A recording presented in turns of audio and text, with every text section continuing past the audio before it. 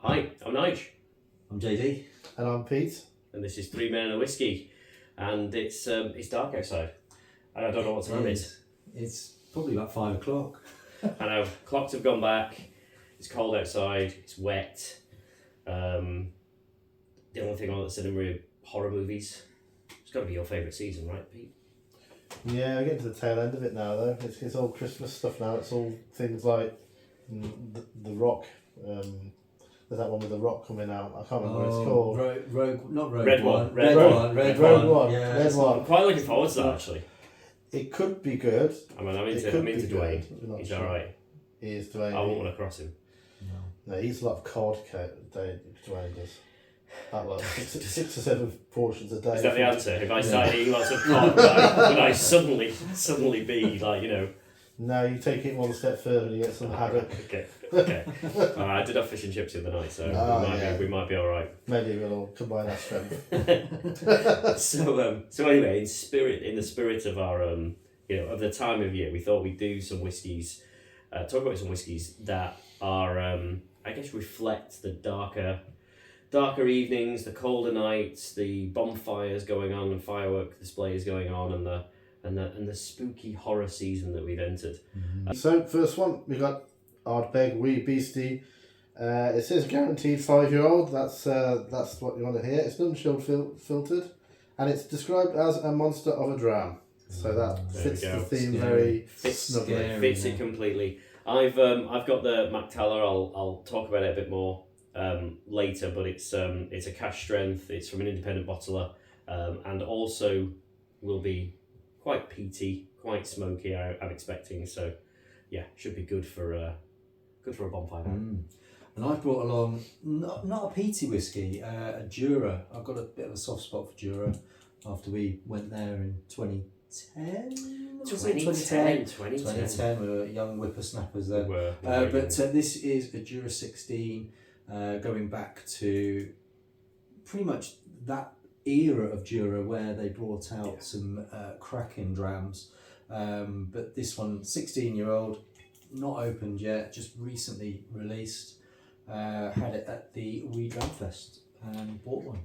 It was one of the standouts from the Wee Dram Fest. I thought definitely really nice to see Jura back on form, because they've not been great, have they, in the last few years? No, they've experimented quite a bit with different styles and putting them into supermarkets at like £25. Oh yes, £30, yes. And you look at them and you think, what are they doing? Non-age statements, which a lot do nowadays anyway.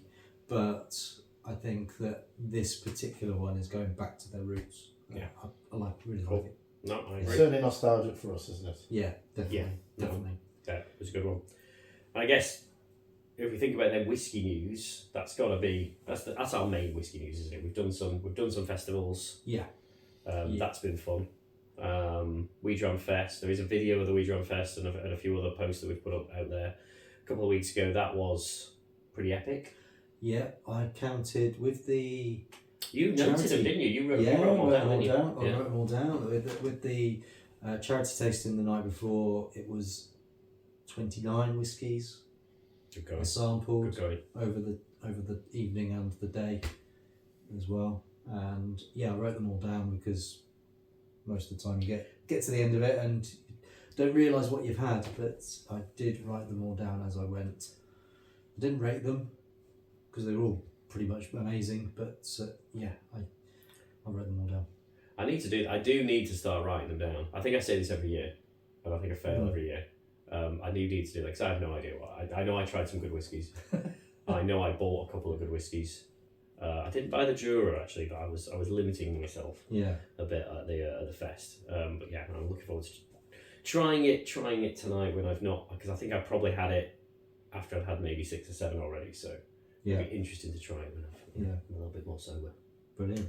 Which one do we want to start with actually? Because PT, non-PT. Sure, we actually start with the Jura. Before we do that though, a horror story is my glass. I'm gonna give it a go. The glass.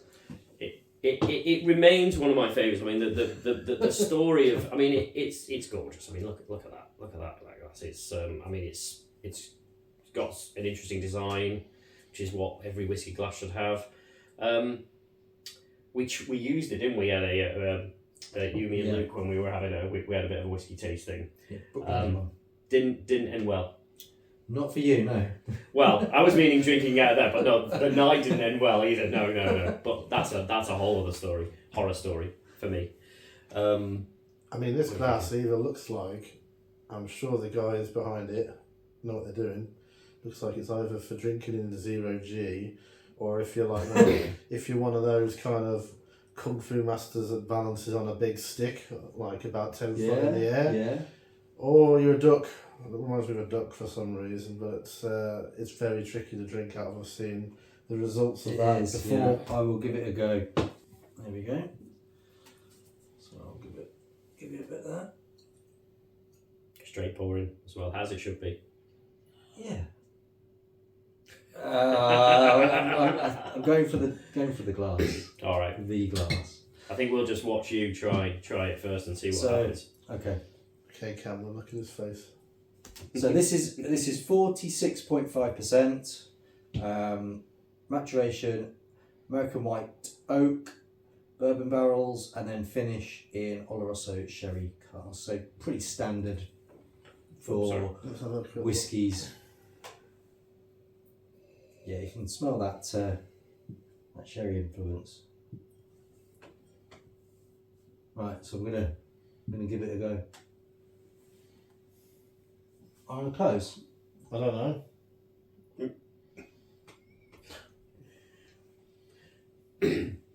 Well done. Thank you. That was elegant. That was. Yeah. I got there. Yeah. I got there in the end. I mean, we might just be. Maybe we're just missing the trick. Maybe Fetterkern actually have a matching straw that goes with it. Could do. And if they don't, then they probably should. Fetterkern, if you're listening, straw. No, they could do. Fetterkern might have have a hat you put it in, like those American. Oh, a proper American one. Yeah. That's an idea. If you want, if that is an interesting way to drink a whiskey. So, Jura does have a couple of ghost stories. They're quite famous ones, so probably whiskey people out there will know these particular stories. But the first one is the friendly school teacher. So in 2010, ghost hunters visited Jura, and they captured an image of a ghostly woman on the cat webcam. So they follow a cat around. Okay. And they called a psychic. And this psychic investigated, and she concluded that the ghost was Elizabeth Quinn. I don't know how, but that was a teacher who had once lived on the island. And the distillery manager, or the former distillery manager, Willie Cochran, confirmed that there had been a teacher named Elizabeth that lived on the island, and most people say that the ghost is friendly, like Casper, and can be heard sometimes asking about the well-being of children. Whether you believe that or not, I'm more sceptical about the psychic. You're sceptical about the psychic. Was this? Hang on, what year was this? Was this before 2010? Oh, that's absurd. That was when we were there. Yeah, I didn't see them. No, I didn't see a ghost either. Didn't see the ghost. See a ghost. No, I didn't see and the I did not see Derek Okora. No. Around there. Or Yvette Fielding, wasn't it? Yeah. That's it. Showing our age there. Hey, look at that! You're getting quite good at that. I mean, we were not that good at drinking that. A few months ago, we tried. No, it was. There was definitely all over the spillages. place. Yeah. Is it all in the wrist? Is it? I think it might be. Yeah. Clearly. I think it might well be. A lot of practice going on there. But yeah, Jura. What do you think of the Jura? Yeah, I think it's lovely. I think it's it really does remind me of some of those older aged Juras. Some of the ones we tried back in 2010. You know, I think because at that time they put out, there was a Jura 18, wasn't there? Yeah, I've got the I like the Jura 18. And I think there was a 10 and 18 and something else. And it's just very similar. It's just very drinkable. I mean, it's just really, really smooth. It's quite inexpensive as well, isn't it? It's not Yeah, it's not. For a 16, I think for a it was 16. about. I think it was about £60, something like Which that. for a 16-year-old around that level. is not. I'm trying to wrap my brains. Would you say, thinking about how Jura in the past, they didn't tend to put stuff in sherry cask, did they? Or did they? Not from my memory. I mean, I think. I mean, they probably have done some, but I think the whole sherry cask. Yeah. I mean, it's become huge now, hasn't it? Yeah. Everyone. Yeah. They called it. So, They called it winter. The winter edition. I've got a sherry version. It's called the winter edition. right. And they did a rum one, which was a Caribbean Oh, edition. yes. They did different editions. I see that so time, yeah. that was more about experimentation. Mm. But this is kind of going back to their. Yeah, I think traditionally, I think you're right. I think traditionally they didn't do. I didn't think they did traditionally. much from a sherry. It's very the sherry is very strong on the foretaste. It's yeah, it's definitely right for this time of year, and it's one that burns on the way down. That one, it's quite Nice finish. Yeah, the finishing taste is long. Because that's one of the key things, right? Isn't it? It's like when you're talking about wintry drams, wintry whiskies. There's certain whiskies that you probably won't touch in the summer when you're at a barbecue or whatever, and there's certain whiskies that you absolutely need to have in the winter. And it's got to be something that gives a bit of weight down here. Warms you up. Because again, I mean, I don't know about you, but I've had a few tastings recently where everything's just died here. Yeah, you know, it's all kind of stopped here, and it might have tasted really nice, but then there's just been nothing. And it's like, so that's a good dram to have, you know, on a spring day or something, spring morning, breakfast whiskey, or but it's not. Yeah, I couldn't see myself drinking a lot of those at a bonfire. This, I think this is a good starting point for like an evening in front of a fire.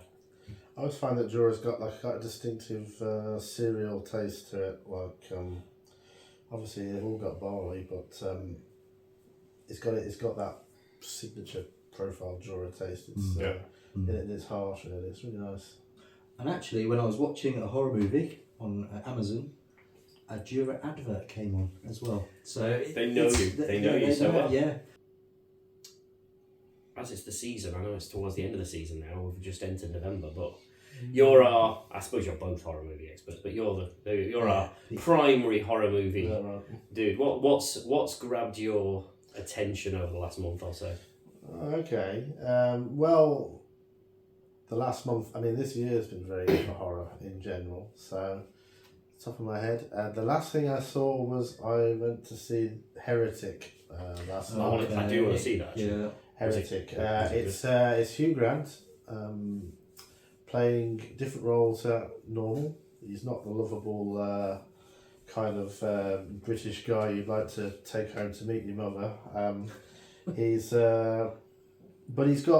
still got those kind of eccentricities of being British, but there's something sinister going on. He gets a couple of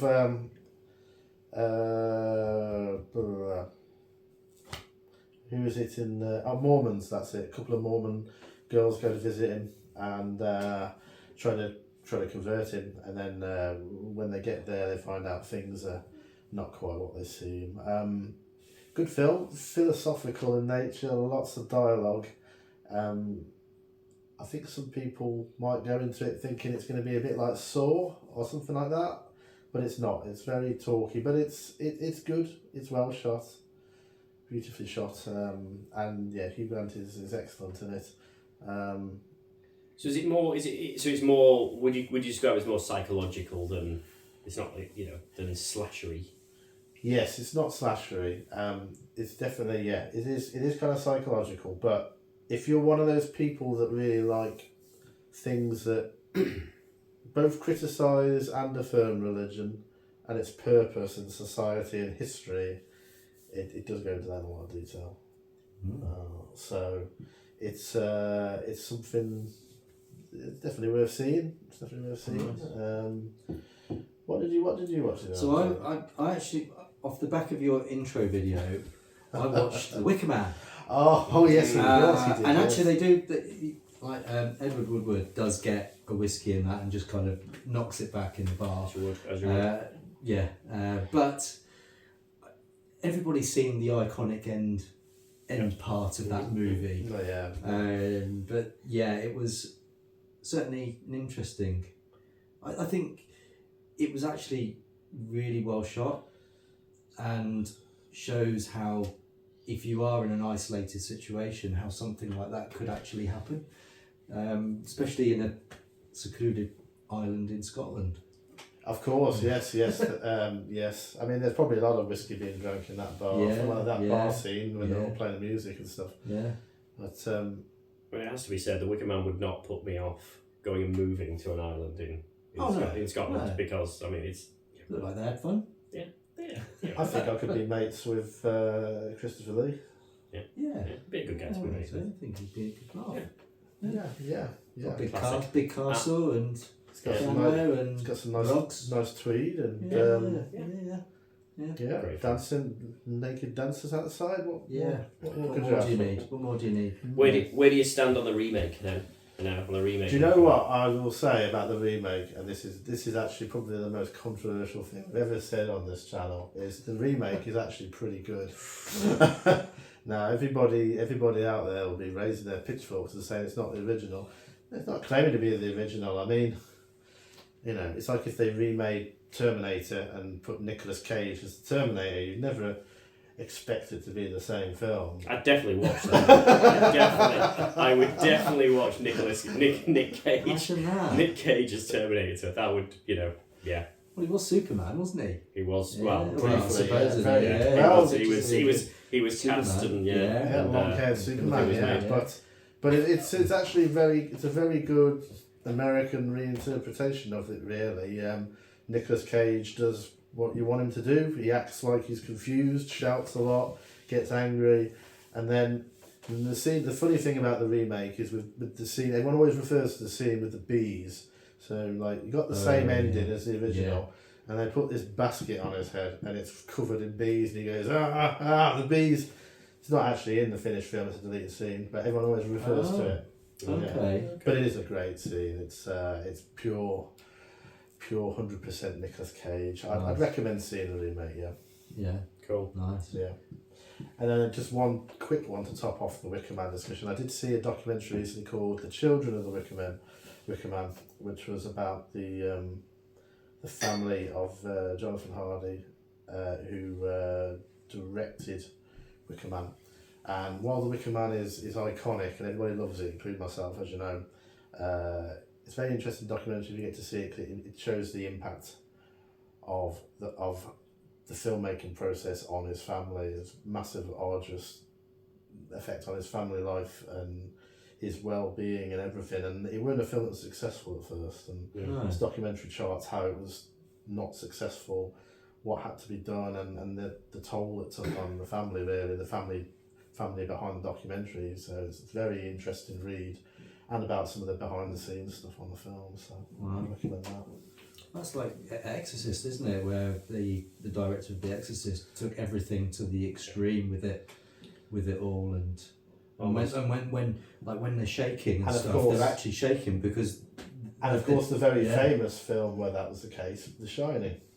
Yeah. Because there was lots of stuff with Shelley Duvall in that. But again, I think it's a really fine line, isn't it, between obsession and perfection that directors want to achieve and, I don't know, mental well-being of people. I mean, we could talk about James Cameron, couldn't we? And some of the stories about Cameron before he mellowed in his later years. And Kubrick obviously was another one. Yeah, of course, yeah. Cool. Yeah. So, I've gone for Mac-Talla. I assume that's how you pronounce it. It's Mac-Talla. It's from the Morrison family. They're a really old Scottish family with huge connections to whiskey. I think I read it was something like 5 generations. It goes back, so they're one of the oldest families that have a big connection with whiskey. They've owned distilleries and obviously now their distillery house, which is all about being an independent bottler, taking other people's casks, buying other people's casks and producing something. The Mac-Talla range, I think they're all from Islay. There's 4 of them. I have had one other, which was the Terror. They don't tell you where it's from other than Islay, so obviously you've got a few to choose from and you try and guess. I'm pretty sure the Terror was from Kalila, but I might be wrong on that. Obviously you're playing guesswork. This one I have no idea. There's about half left in the bottle, so I have drunk quite a bit of it. It's cash strength. It's 58.2. And yeah, hopefully it'll give us some of that peat, some of the maybe seaweedy notes probably as well. A bit of the coastal notes.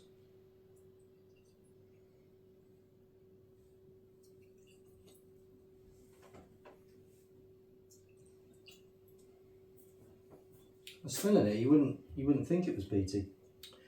No, Well, and that was there's a hint. and that was like the other one I tried, the Terror, which was quite, because that was the thing that drove me to Kalila straight away. I was like, well, it's not that peaty, and Kalila tends not to be that bad. Obviously, not all of them are mega peaty. So on the nose, this is exceptionally vanilla, cream almost like. It's not almost. very Islay, is it, in terms of on the nose? I'd say.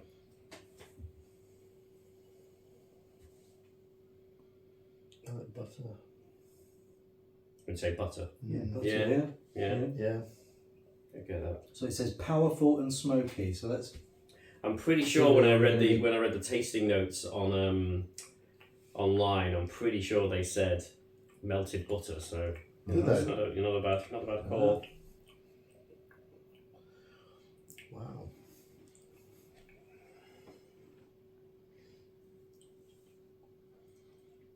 Oh yeah, you get that peat, don't you? Now there's the peat. Absolutely, that is like. But weird. There's nothing on the nose. There's almost no peat on the nose. But I mean, that's there. That's all here right now. So speaking of horror, like when you watch Alien, you've got the face hugger on your face. That's the peat. That's the alien there waiting to come out. Yeah, That's definitely. And we haven't even got to the Wee Beastie yet. I know. That is. Well, I mean, but that is quintessentially a winter whiskey, right? I mean, you would drink that in front of a bonfire. Probably it is quite smoky. Fireplace, absolutely. Obviously, I don't think they say like how many, the phenols or anything like that about how peaty it is. They just say powerful and smoky. There you go. I wish I had a bottle of that. It's very that creaminess. It's like it's almost like butterscotch and caramel on the aftertaste. It's very very sweet. Yeah. So a small hit of intense sweetness. Yeah, I mean, what I want to do, I want to pick up the other two because, like I said, I've had the Terror, I've had having the Mara. There's the Strata and Flora. I think it's the other one. Flora's the new one. I think that's only come out this year. And yeah, I'm pretty sure they're all Islas. So yeah, you would assume it's probably not. If the other one was Kalila, you would assume this one probably isn't. I'm not. It's pretty smoky. I'm not convinced it's Kalila myself. No. Well, you'd assume they wouldn't use the same distillery for all four of them, would you? No, it doesn't seem like it. It feels more. I don't think it's Ardbeg. It doesn't feel like. And it's not. Bowmore. Not Bowmore. Although I think they do have a connection with, or they had years ago. They had a connection with Bowmore Morrison, but I mean, I'm sure they've got a connection with a lot of distilleries. Do you need a bit of water with that? I mean, you're talking about Bowmore. There you go. There we go. We're Islay. Yeah. We're all over Islay right now. Yeah. Go on, grab me I mean, one. it's cast strength, it's cast strength, but it's still pretty well rounded. It's some cast strengths play head off. This one's pretty good. Yeah, it doesn't. Yeah, I mean, you can absolutely tell that it's cash strength. And again, just a few drops of water, see if it opens it up. Still nothing on the nose from a peat perspective, but it's deceptive. You lose a bit of peat. You do. It's probably a little bit more accessible, isn't it, with a bit of water? Because I mean, I really like. Obviously, I like my peaty whiskies, but yeah, you couldn't drink too many of those. No. There's a lot of people that don't like peaty whiskies, and that's why they don't like whiskey. When they've tried it in the past, they said, "Oh, it's like a bonfire or ashtray in your mouth," but there's so many out there that it's probably one that was on the back of your dad's shelf or mum's shelf or whoever it is. I suspect that what it is people might have started trying to drink Lefroy or something like that. Yeah. And that has put people off because, however, that's. I've heard they're a lot smoother than they used to be many years ago, but got quite a, I think like a jagged, rougher taste. Not in a bad way, but a very full on peaty taste. Well, I think if you think about what you could get in supermarkets 20 years ago, even 10 years ago, maybe. The selection, the range wasn't huge. There weren't loads and loads of whiskey shops out there, like specialist whiskey shops. There were, and so you'd get your whiskey from a supermarket, and it would be like say Lefroy, Ardbeg, Glenfiddich, Glenmorangie, very Jura, and you wouldn't get much more than that. And so, if that's what's sitting on your dad's shelf when you decide to try a bit of whiskey. A sneaky one when you're not. A sneaky one. A sneaky one. Yeah, we never did. Mum, I never did that. No, not at I did all. not fill it up with ginger beer to replace it. No. Not at all. Brilliant. Good stuff. I'll be honest with you, on the horror movie thing. I have been terrible in the month of October. You must have seen something. Come on, man. I've seen hardly anything. And the main reason is because I've had my mum visiting quite a bit, and I can't put on horror movies when my mum's around. Oh. My wife did try to get to watch Shaun of the Dead the other day and go back and revisit a bit of comedy horror. In fairness, I think it's the 20th anniversary of Shaun of the Dead this year. Is it? Yeah. It's been re-released. I will rewatch it. I have held off it for quite a while because of my Passion. less than positive opinions around the lead actor in it. That's true. But I would say, I do love the film. Yeah, it's a great film. While I love Shaun of the Dead, I'd say Hot Fuzz is the better one out of the two. Would you? Yeah, it's really. It's pure folk horror. Hot Okay, Fuzz. I'm not sure. Okay, I mean, I've seen Shaun of the Dead more than Hot Fuzz, so okay. Don't worry, we're leaving the third one out of it because that one was pretty bad. That wasn't great. Well, you did see a horror film, Transformers. I did. Yeah, that's it. That is. I did go and see the Transformers film. Yeah. It wasn't that bad actually. It wasn't that bad. It was all right. As Transformers film, I mean, it was a cartoon one, which actually made it better. If I'm honest with you, it was all right. So no, I need to hit back with some. So I need some recommendations, and I'll watch some horror movies over the next few weeks to make up for my poor form. Well, we watched Fright Night. That I enjoyed. I actually enjoyed it. I thought it was really good. Yeah. Mr. Vincent and some real classic 80s vibes in there. That 80s nightclub as well. That was really cool. Yeah. So if you like 80s and you like businessmen and you like yuppies and you like vampires, put it all in a blender and have a bit of a, the kids trying to work out what's going on plot. Yeah, very. But for the special effects though were pretty amazing though. Yeah. Really. Yeah, there are some. They had some American Werewolf in London vibes going on with that's a classic. with the werewolf kind of conversion, transformation. And they had the conversion and transformation to the vampire as well. Okay. That was good. They're always good. Yeah, and there was there's some like melting stuff.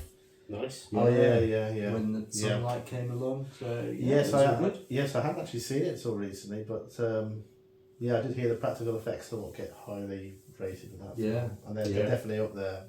Yeah, definitely up there. It can make or break a good horror though, can't it? The effects.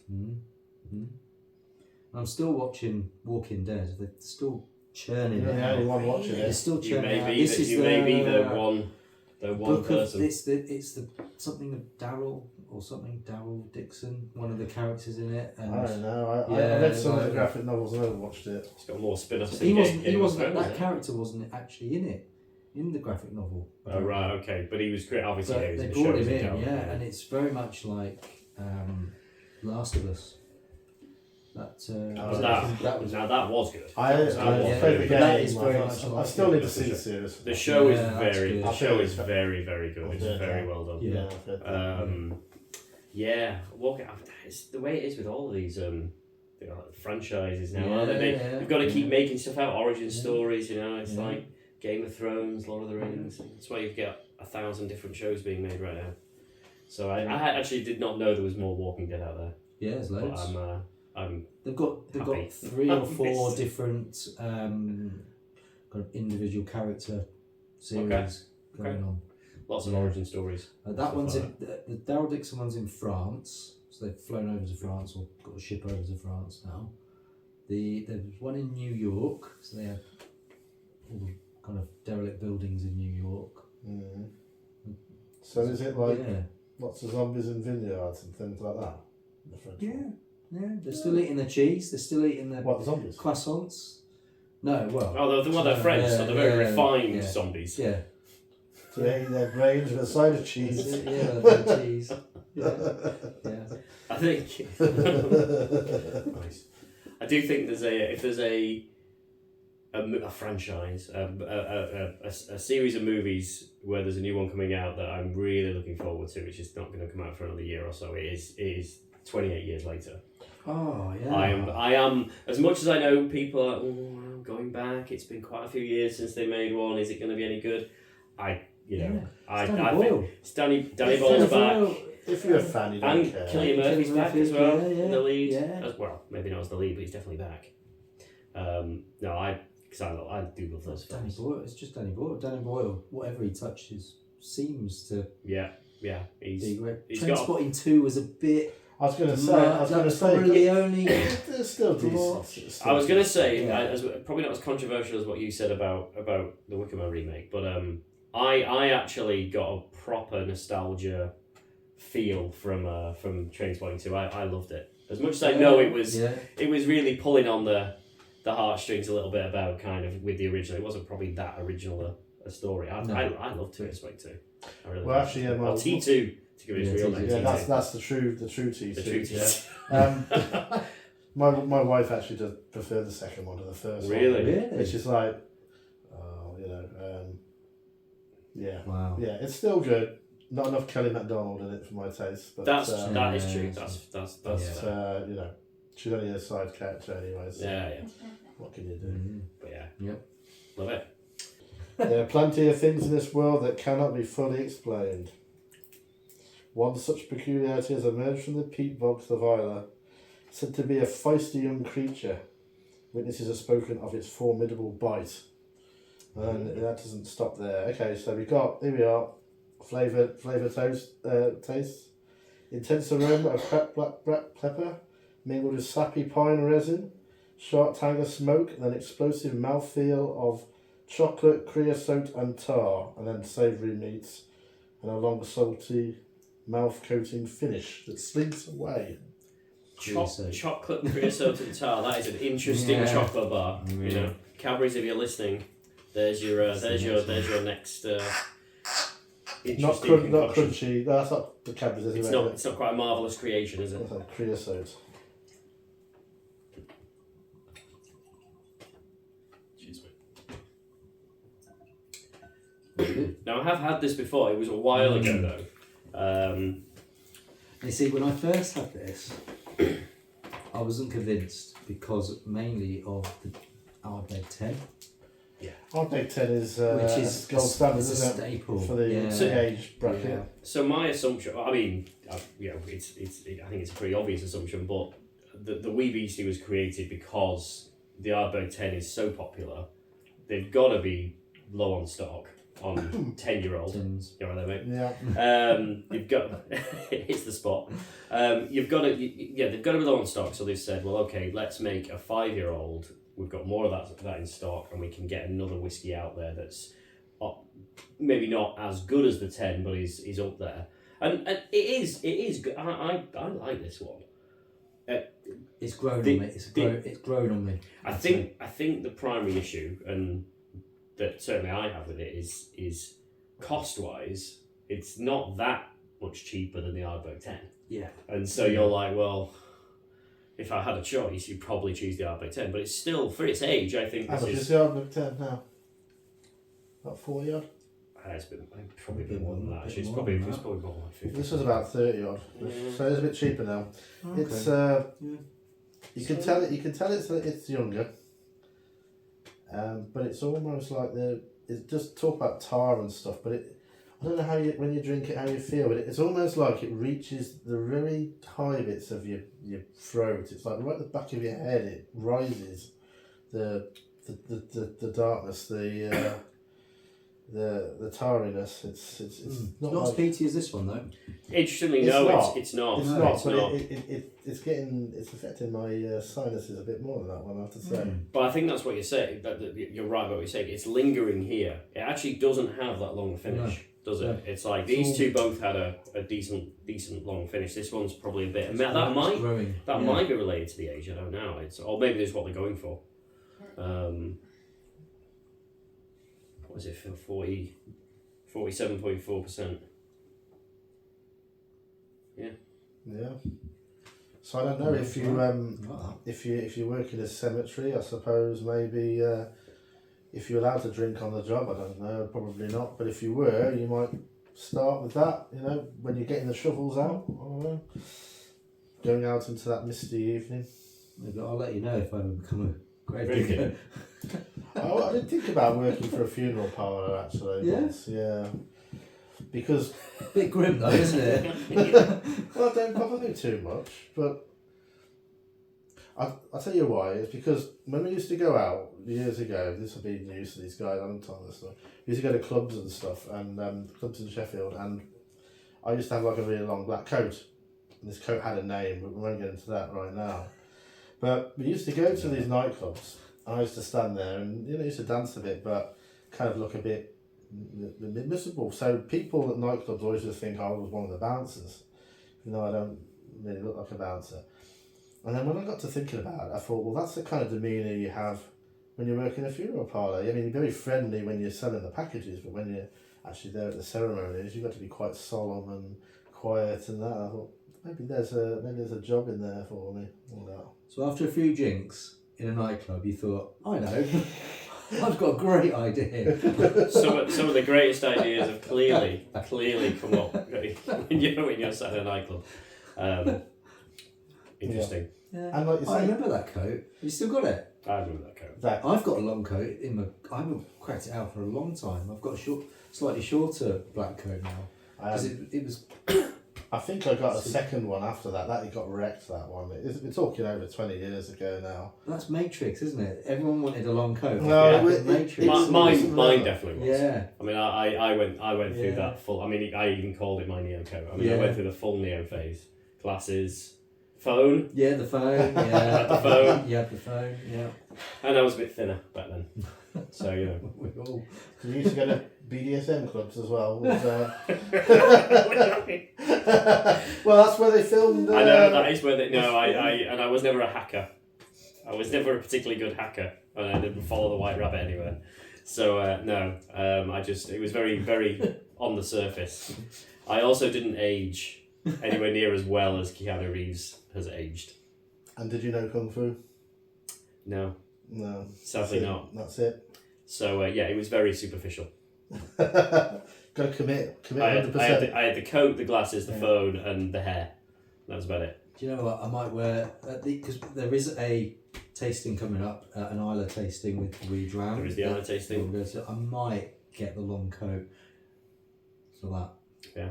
I definitely don't have the long coat. I do have the phone. I still have the phone. It doesn't work. No. But I do have the phone, the Nokia.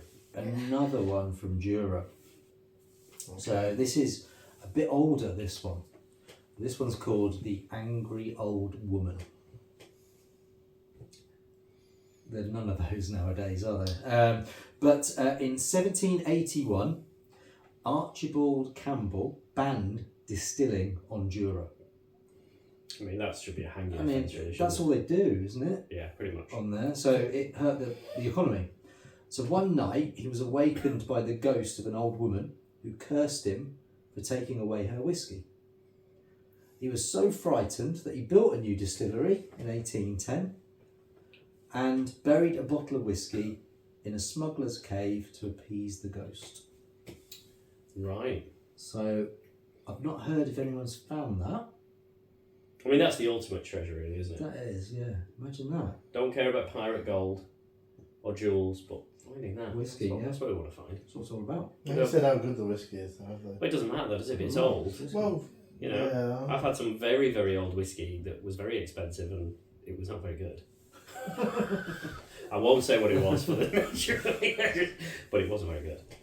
But what I'm getting at is, why putting it in a cave going to satisfy the ghost? You know, I suppose they didn't know where to put it. I suppose. I think you're possibly digging a bit too deep as to the reasons. Maybe the angry old woman appeared lots near the cave. And said, put it in this cave here. This is where I live. Yeah, maybe. I reckon he'd had a few and he got lost and he just decided, this is as good a place It's a as good place any. to put it. Let's put it there. I'll pop it in here. And then made the legend of the angry old woman. I think angry is probably an understatement for that one. Probably a different word, I'd say. No. But as much as I didn't do much on the horror front in the month of October, I did take my daughter to Scarborough during half term, and when we were there, we went up to Scarborough Castle, and they had some kind of some staff who were all dressed in period costume and doing stuff, and they were doing ghost stories, and so we were like, oh yeah, let's go on to that. We'll sit and listen to some ghost stories. They were good. They were very well acted.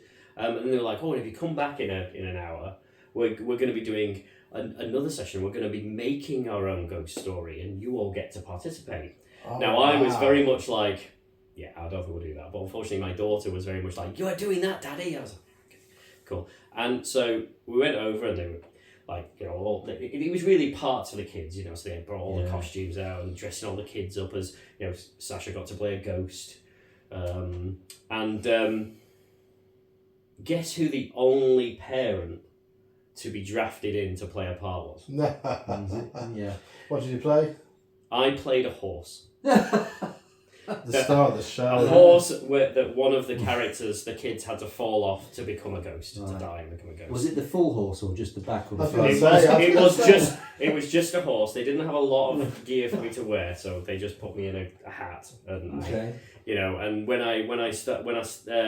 we got out there to do it, they were like, right, we need a horse now for the would be ghost to fall off. And so I walked out and I got down on all fours, and they were like, oh, he's really throwing himself into this part. I was like, well, how else am I going to do it? I've got to be honest with you, I thought it was one of my better performances. The kids, they say don't work with kids, right? Did they initially ask you to be the horse and you said no? Oh, mate. No, unfortunately, what happened is there was a moody teenage kid, and they tried to draft him in to be the horse, and he very much said nay, and possibly a few other choice words, and that's how I ended up getting drafted in. So, as much as I have not watched any horror movies, I have partaked. Well, we're all getting on a bit. How was your back after it? Not good, mate. Gotta be honest. And I had to walk all the way back down. I mean, Scarborough Castle's really high up, and it's a very steep. I mean, at least it was downhill. But yeah, I was okay. And the kids okay as well. I didn't actually hurt them too much. I threw them off my back. Right. Yeah. So yeah, there you go. Brilliant. Excellent. Perfect. So would you say you have a favourite out of three, or are they different? They are all different. I'd say they're all different. So you can't really. So I don't think you can compare them against each other. So I think what I'd say is all of them are eminently drinkable. Very happy with all of them. I would say this is the one I would probably drink at a bonfire. Absolutely, this is like the full-bodied mega peaty one that would happily sit around a fire. I'd say this is a perfectly fine, probably on the cheaper end of the scale, whiskey. The Jura one is pretty much all autumn. You'd be drinking that one. That one is quite everyday sherry taste to it, especially if you do like sherry cask whiskies. That one's brilliant. But this one is very, very good as well. Very good for. It's probably my favourite. It's something else that. I would say I think I'd probably agree. That's your autumnal whiskey. I hate that word. But autumnal. Yeah, I do hate that word. That's your fall whiskey. There you go. Is that better? It's a bit states, but that's Yeah, fine. sorry about that. I'll take it. That's your bonfire night whiskey, and that is actually quite a good, like, Christmas dram. I drink that at Christmas. But I'd also say I'd drink that at a barbecue. It goes with the meat, Yeah. doesn't it? It goes with the meat, and it has described as having meat on the palate, and I agree. Actually, you could even probably use that in cooking if you're so minded. So the only reason that I mean you're right, but the only reason I'd go in a slightly different direction is because Ardbeg released one for barbecues, didn't they? Which I've got, and that's. I mean, they're similar. They're very similar because they're art. But so you could do. So we all could actually drink that in a summer setting because it's not. It's not overpowering. It's not overpowering. No. I mean, personally, for a Christmas dram, this one is not fruity enough for my taste for that, because you want something that's a bit like the season, really, the cinnamon and all that kind of thing. But nevertheless, it's still a very good one. Yeah. Awesome. Yeah. Well, there you go. There you go. Anyway, thank you very much. Thank you as always. Yeah. Good to see you, and do like and subscribe. It will boost our egos no end, and help us continue making this content. Yeah, and on the next episode there may be coats and neo phones and who knows what. But if anyone's got any suggestions, just bring it on. Yeah, suggest anything, and we'll chat about it. All right. Well, Nice one. Good. Thank you. Thank you.